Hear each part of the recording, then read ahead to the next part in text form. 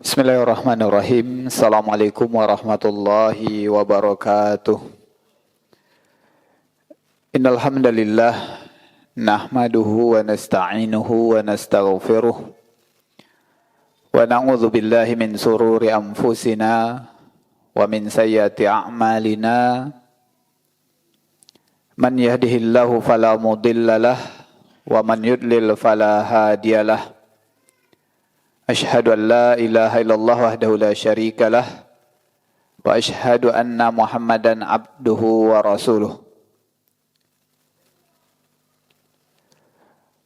Kaum muslimin, Bapak Ibu dan saudara-saudara serta segenap pemirsa Najia TV dan juga para pendengar Radio Pasaman FM yang dimanapun Anda berada.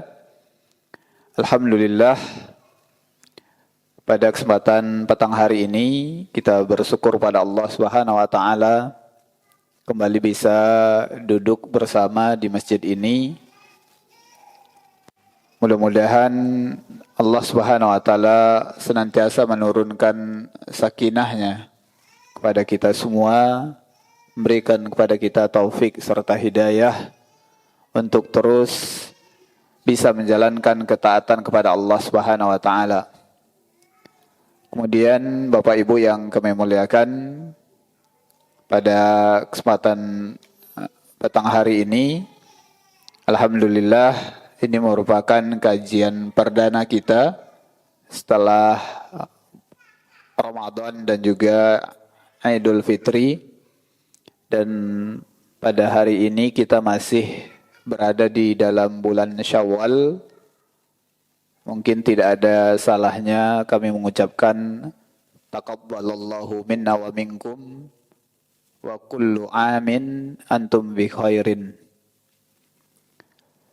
Bapak Ibu yang dimuliakan oleh Allah Subhanahu wa taala, alhamdulillah kita bersyukur pada Allah Subhanahu wa taala dipertemukan dengan bulan Ramadan.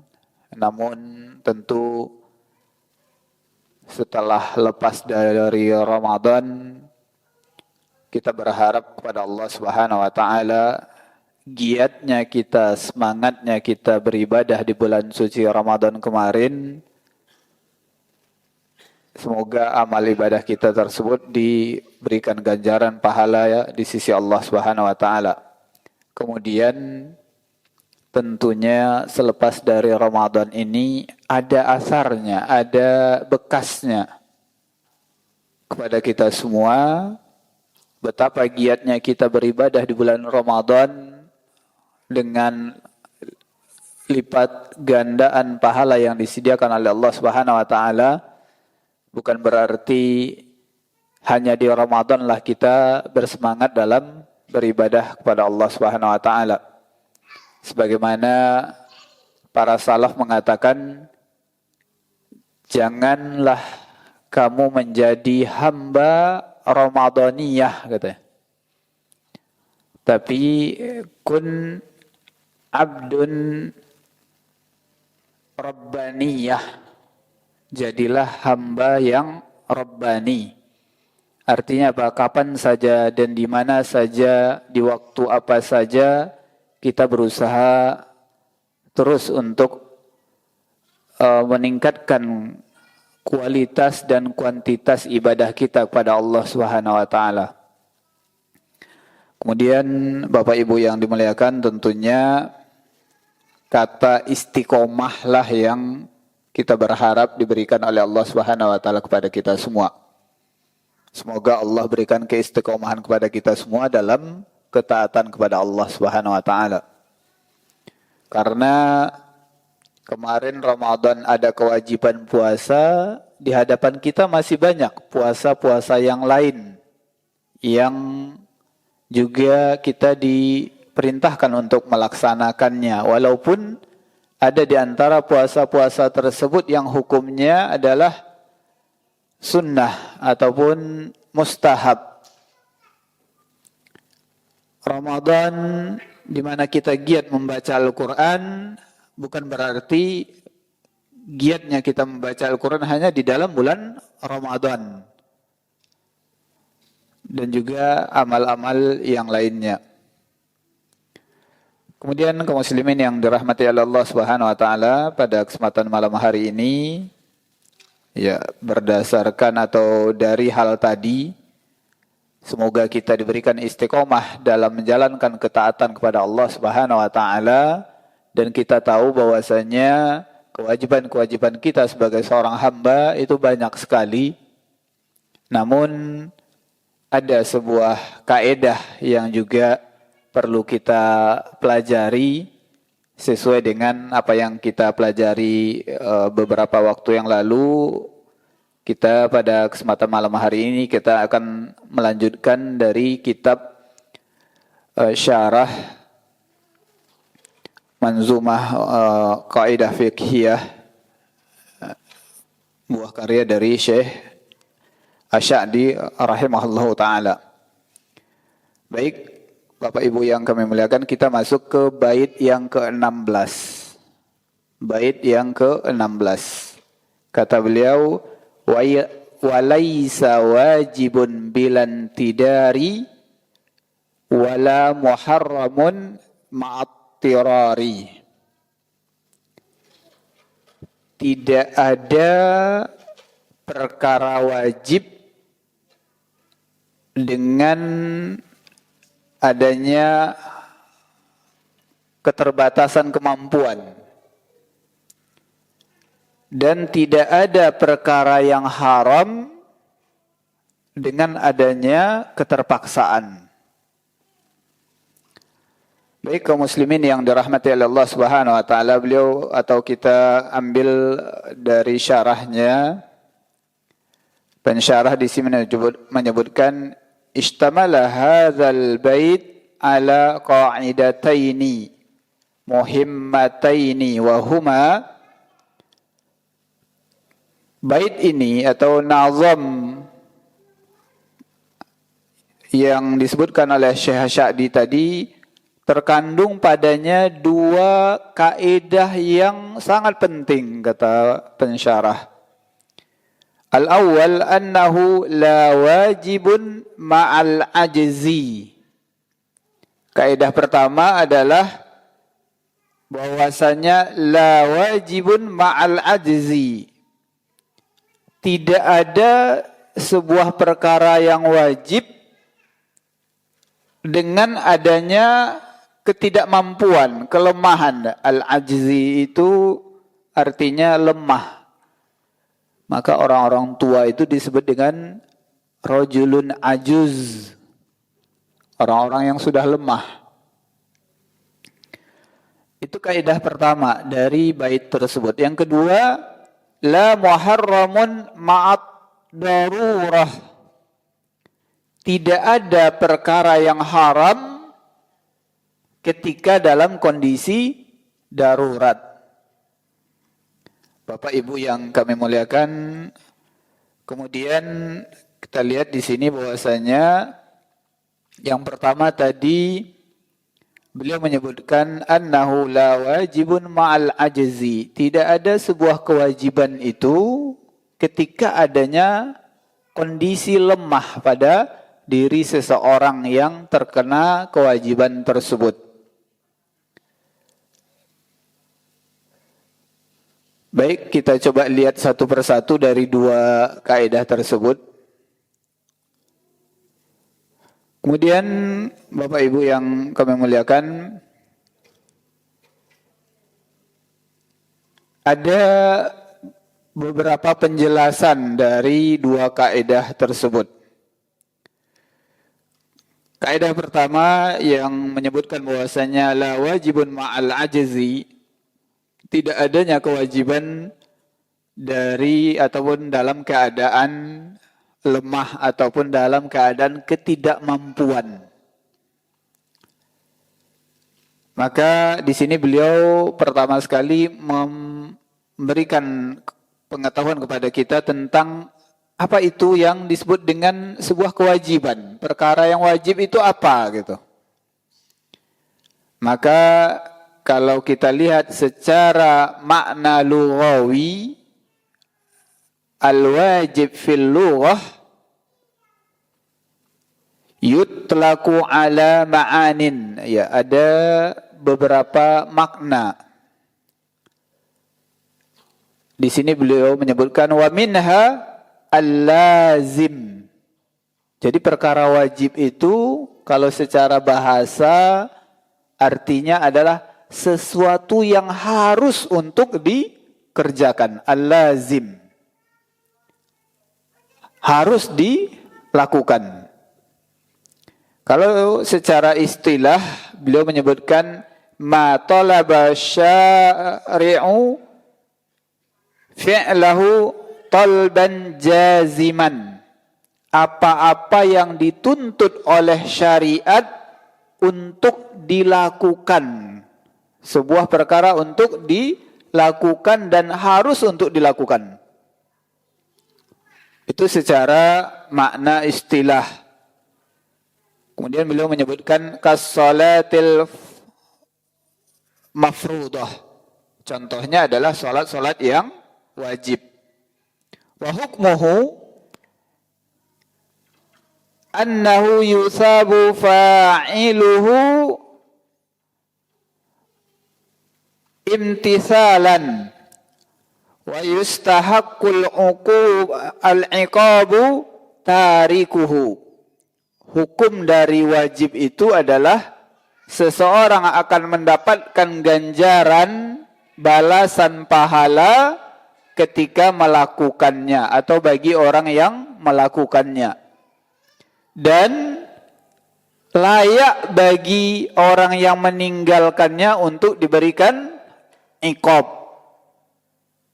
Iqab itu apa, Pak? Ya balasan juga, tapi balasan berupa azab ya, atau siksaan gitu. Sanksi gitu. Iqab itu sanksi. Jadi perkara yang wajib itu seseorang yang melakukannya mendapatkan pahala dan yang meninggalkan mendapatkan dosa. Itu bahasa kitanya, Pak ya. Kemudian kaum muslimin yang dirahmati oleh Allah Subhanahu wa taala, kita lihat pendalilan yang dibawakan oleh penulis di sini dari kaidah tersebut. Tadi kaidahnya adalah la wajibun ma'al ajzi. Tidak ada sebuah kewajiban ketika adanya ketidakmampuan. Maka ada dua dalil yang beliau bawakan di sini tentang adanya kaidah ini. Yang pertama adalah firman Allah Subhanahu wa taala, "Fattaqullaha mastata'tum." Bertakwalah kalian kepada Allah sesuai dengan kemampuan kalian. Kemudian dalil yang kedua, wa hadithun idza amartukum bi syai'in fa'tu minhu mastata'tum. Hadis Nabi SAW yang menyebutkan bahwasanya Nabi pernah bersabda, apabila aku memerintahkan kepada kalian tentang sebuah perkara, fa'tu minhu mastata'tum, maka kerjakanlah perkara tersebut sesuai dengan kemampuan kalian, kata Nabi sallallahu alaihi wasallam. Ya, jadi dua itu mungkin yang dijadikan pendalilan oleh Syekh Sya'di ataupun pensyarah menyebutkan dua dalil itu yang dijadikan oleh para ulama dengan adanya kaidah ini.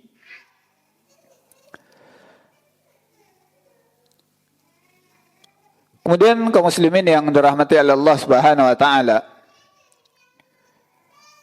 kondisi tidak mampu untuk melaksanakan sebuah kewajiban,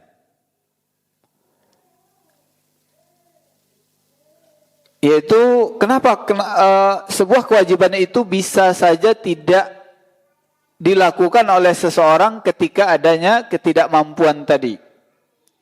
Maka hal ini sesuatu perkara yang wajib itu kalau seandainya ada ketidakmampuan pada diri seseorang, gugurnya kewajiban itu ini juga terbagi menjadi dua perkara. Ada dua perkara ataupun dua pandangan kondisi seseorang yang tergugurkan atas sebuah kewajiban. Al-awwal isqatu ila badli. Isqatu ila badlin. Gugurnya sebuah kewajiban namun harus ada badalnya, penggantinya. Misal dzalik, kata beliau, contohnya untuk perkara yang pertama ini, sebuah kewajiban gugur namun harus ada penggantinya. Ajzu 'anil ma'i fayasqutu ila tayammumi fatayammumu badalun. Ada ketidakmampuan seseorang untuk menggunakan air, maka gugurlah kewajiban dia untuk berwudu. Berwudunya yang gugur, Pak. Ila tayammum. Maksudnya ada penggantinya, yaitu at-tayammum. Jadi kewajiban wudu itu gugur, namun ada penggantinya, yaitu at-tayammum. Fatayammumu badalun. Maka tayamum tersebut sebagai badal dari wudu tersebut. Kita ketahui bahwasanya wudu itu wajib bagi seseorang yang ingin melaksanakan ibadah sholat. Maka ketika adanya ketidakmampuan seseorang untuk perkara air, ini juga nanti ada sebabnya. Bisa jadi memang tidak mendapatkan air. Ataupun ada air namun tidak mampu untuk menggunakan air itu sendiri, maka ada badalnya, ada penggantinya, yaitu at-tayammum. Maka kewajiban seseorang untuk wudu ketika dia hendak melaksanakan sholat tadi gugur. Boleh dia ganti dengan tayammum. Kalau wajibnya wudu itu ya karena menjadi sebab dia akan melaksanakan sholat. Kemudian contoh yang kedua, beliau menyebutkan di sini ajzu 'anis salati qa'iman fa innahu yusalli jalisan fal julusu badalun. Seseorang tidak mampu untuk melaksanakan sholat dengan qa'iman, berdiri. Fa innahu yusalli jalisan, maka sesungguhnya hendaklah dia melaksanakan sholat itu dengan kondisi duduk. Fal julusu badalun, maka duduk dia untuk melaksanakan sholat tersebut adalah badal atau pengganti dari ketidakmampuan dia untuk melaksanakan ibadah sholat dengan kondisi berdiri.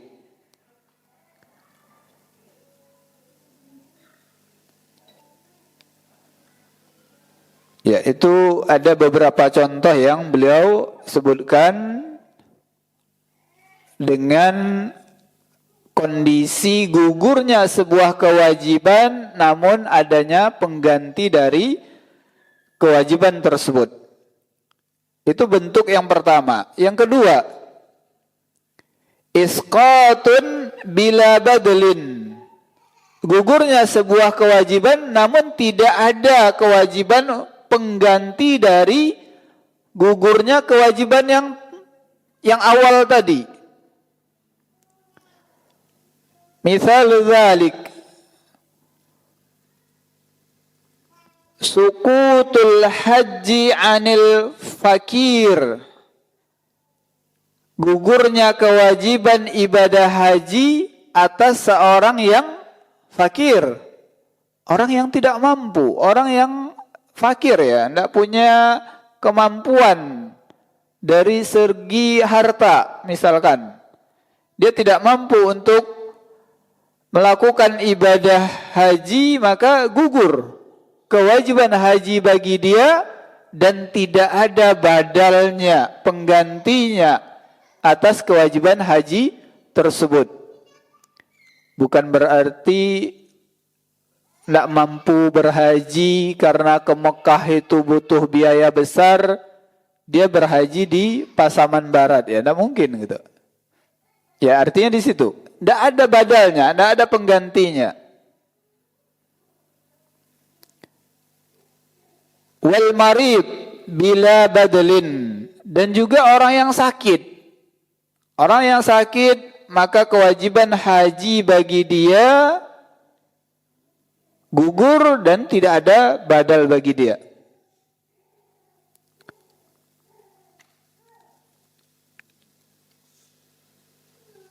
Kemudian contoh yang kedua yang disebutkan di sini,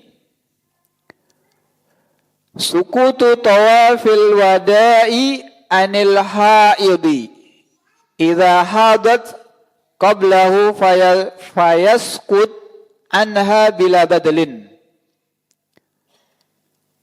Gugurnya kewajiban atau pelaksanaan tawaf wada bagi seorang wanita yang haid. Ya mungkin dia tadinya melaksanakan ibadah haji ataupun umrah. Kemudian sebelum dia melaksanakan tawaf wada, maka datang kondisi haid bagi wanita tersebut. Maka tidak ada kewajiban dia untuk melaksanakan tawaf wada tersebut dan tidak ada pengganti dari gugurnya kewajiban tawaf wada tersebut. Yaitu berkenan dengan kaidah yang pertama, la wajibun ma'al ajzi. Tidak ada sebuah kewajiban ketika adanya ketidakmampuan, kondisi lemah, kondisi yang tidak mampu seseorang untuk melaksanakan kewajiban tersebut. Kemudian kaidah yang kedua, al-qaidatu tsaniyah, la muharramun ma'ad darurah. Tidak ada kondisi sesuatu yang haram, hukumnya haram dengan adanya darurah. Jadi kalau dalam keadaan darurah, maka sesuatu yang haram tadi hukum asalnya, maka tidak ada lagi yang menjadi haram bagi orang tersebut. Namun ingat Bapak Ibu yang kami muliakan, bukan berarti perkara yang haram tadinya menjadi halal. Sebagaimana kemarin kita ingat pelajaran bersama guru kita Ustadz Abu Thahir Jones Vendra hafizallahu ta'ala, disebutkan oleh beliau bahwasanya dalam kondisi darurah bukan berarti perkara yang haram tadi asalnya menjadi halal. Kenapa? Kalau dijadikan perkara itu menjadi halal, maka seseorang akan melakukan perkara yang haram itu bukan hanya sekedar melepaskan kondisi darurat tadi. Contohnya, ketika dalam suatu keadaan orangnya lapar, bisa jadi kondisi lapar dia tadi membahayakan jiwa dia. Maksudnya bisa jadi dia mati kalau seandainya tidak makan. Sementara makanan yang ada hanyalah makanan yang haram. Maka makanan yang haram tadi boleh dia makan, namun secukupnya. Secukup dia mampu untuk mempertahankan hidup dia. Bukan berarti makanan yang haram tadi menjadi halal baginya.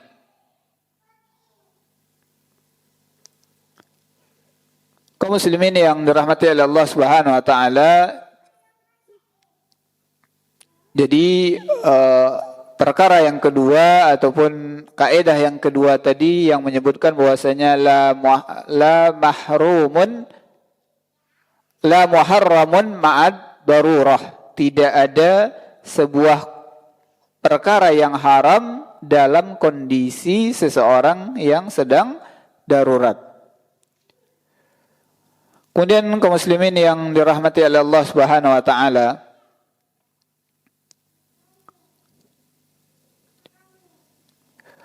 ada dalil yang dibawakan oleh para ulama ataupun di sini pensyarah menyebutkan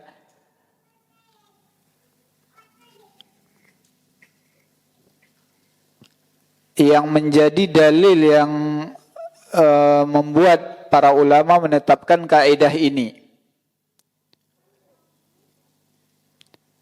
Yang pertama adalah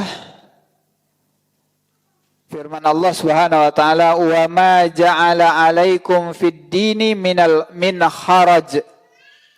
Tidaklah dijadikan atas kalian perkara-perkara di dalam urusan agama itu sesuatu yang memberatkan.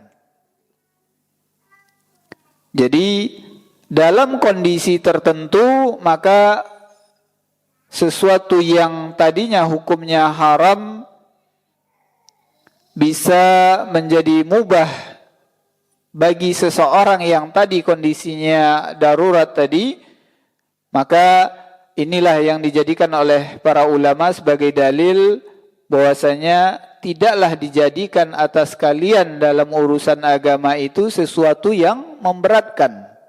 Kalau memang kondisinya darurat, tidak ada lagi sesuatu yang akan dimakan, tidak ada lagi perkara yang lain yang harus dikerjakan kecuali perkara yang haram untuk mempertahankan kehidupan seseorang, maka boleh baginya untuk melakukan hal yang haram tersebut.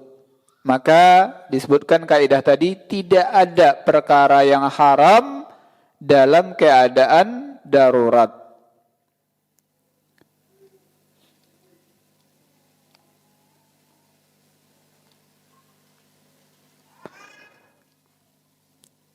Kemudian kaum muslimin yang dirahmati Allah Subhanahu wa taala, penekanan yang perlu kita pahami di sini adalah tadi bahwasanya bukan berarti sesuatu yang haram itu berubah menjadi halal, namun seseorang itu boleh untuk melakukan yang haram itu ataupun mengkonsumsi sesuatu yang haram tersebut hanya sebatas untuk mempertahankan kehidupan orang tersebut.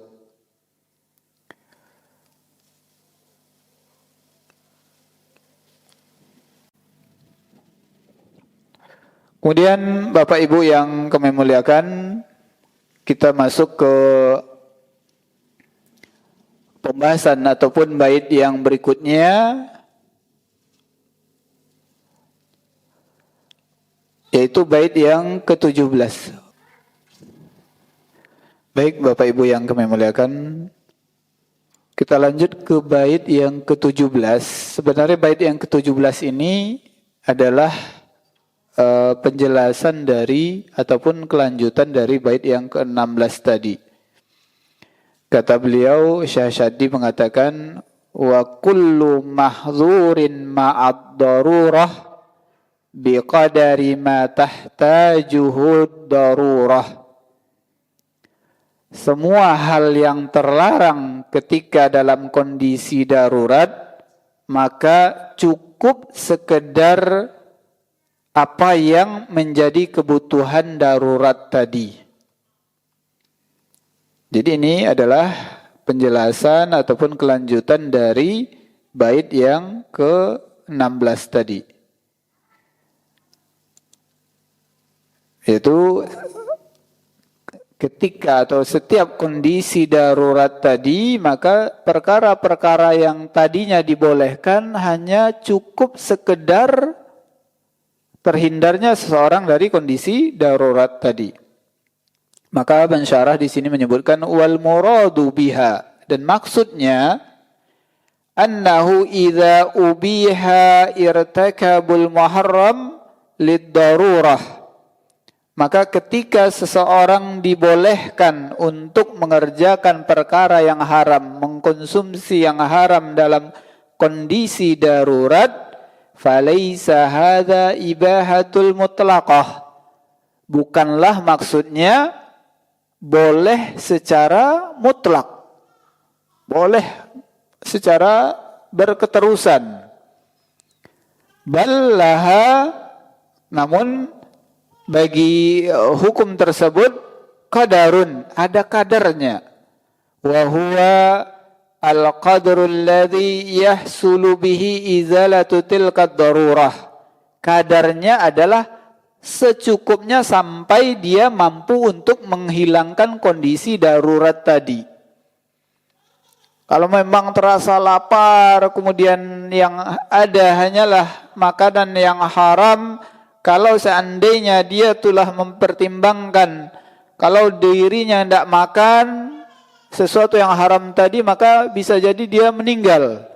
Maka cukup dia memakan perkara yang atau makanan yang haram tadi sampai dia meyakinkan dirinya sudah aman dari kondisi yang akan membahayakan dirinya tersebut.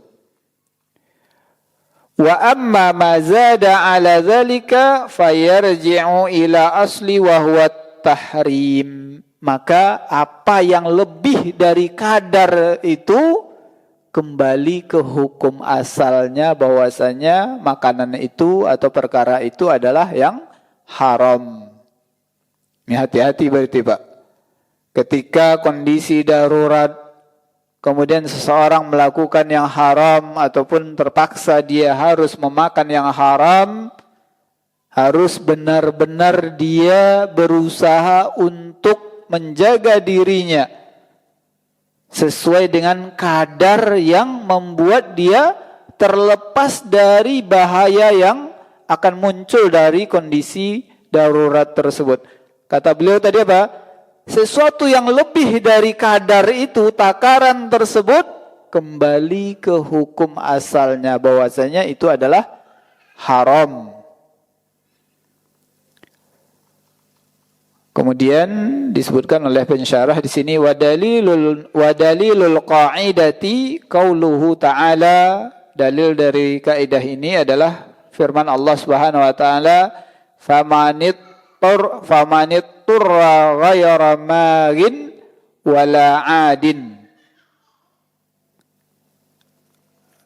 Dan barang siapa yang dalam kondisi terpaksa, kemudian janganlah dia kembali untuk, ya maksudnya setelah dibolehkan dia untuk melakukan sesuatu yang terlarang tadi, maka selesai itu janganlah dia kembali kepada perkara yang haram tersebut.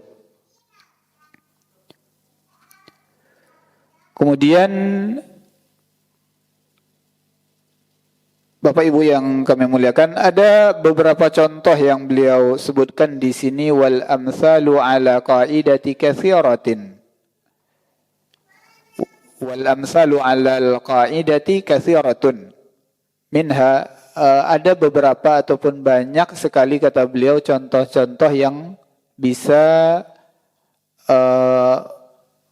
terkena ataupun bisa diamalkan kaidah ini. Contohnya beliau di sini tadi menyebutkan sebagaimana yang contoh-contoh yang sudah kita sebutkan, seseorang yang dalam kondisi darurat la ya'kulu minal maitah illa ma, tidaklah seseorang yang diperbolehkan untuk memakan bangkai kecuali apa yang dia tidak akan memudaratkan baginya.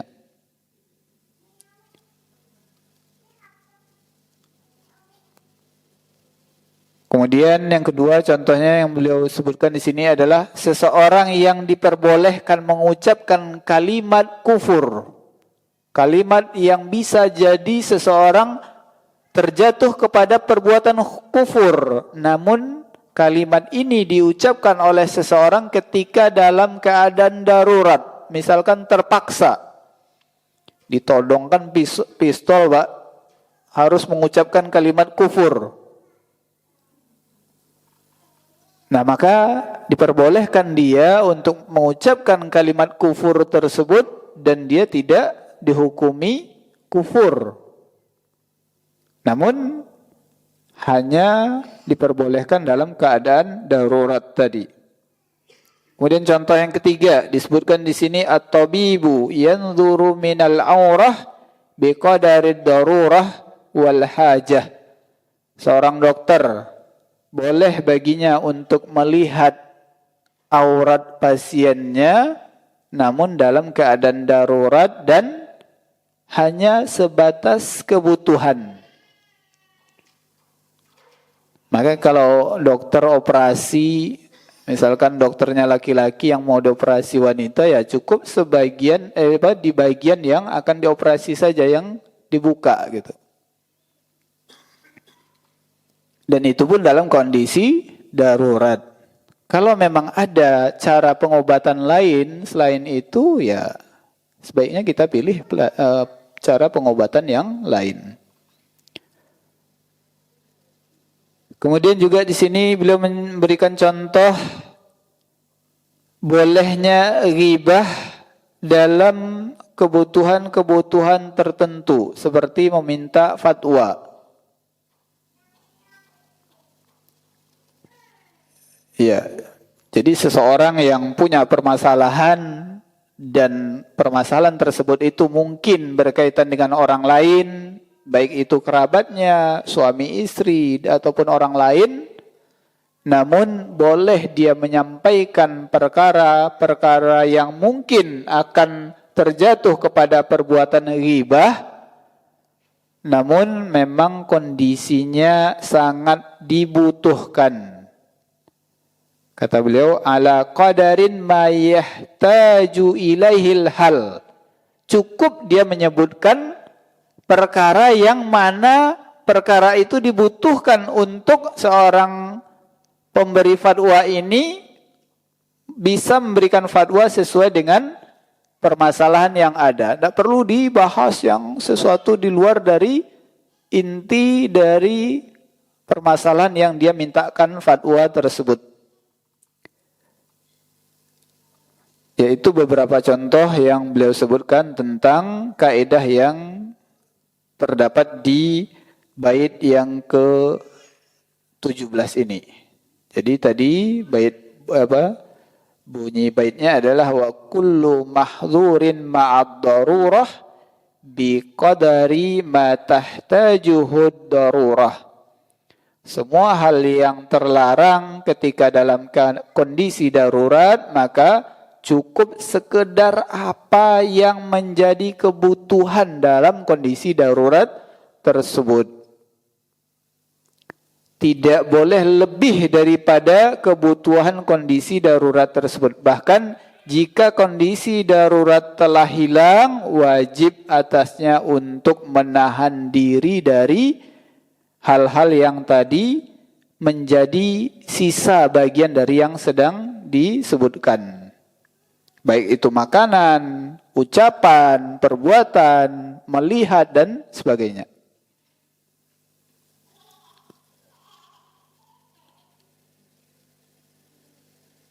Baik, Bapak Ibu yang kami muliakan, mungkin kita cukupkan pembahasan kita pada malam hari ini sampai di situ.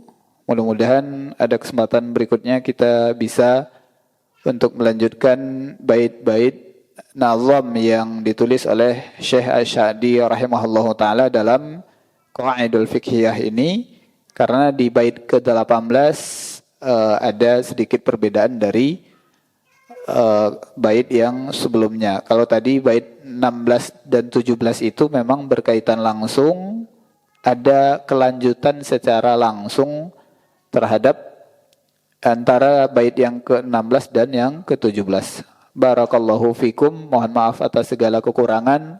Mudah-mudahan yang sedikit ini bisa bermanfaat bagi kita semua, terutama bagi kami yang menyampaikan. Wassallallahu ala nabiyyina wa habibina Muhammadin wa ala alihi wa sahbihi ajma'in wa akhiru da'wana anil hamdulillahi rabbil alamin. Assalamualaikum warahmatullahi wabarakatuh.